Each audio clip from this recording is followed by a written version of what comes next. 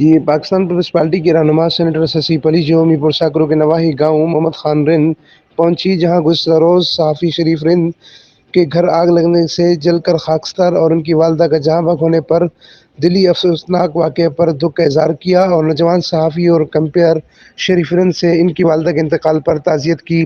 اس موقع پر سینیٹر سسئی پلیجو نے کہا کہ واقعہ انتہائی افسوسناک ہے، وہ اس واقعے سے صدمے میں ہیں۔ پیپلز پارٹی کے رہنما سینیٹر سسئی پلیجو نے صحافی شریف رند کی مالی معاونت بھی کی۔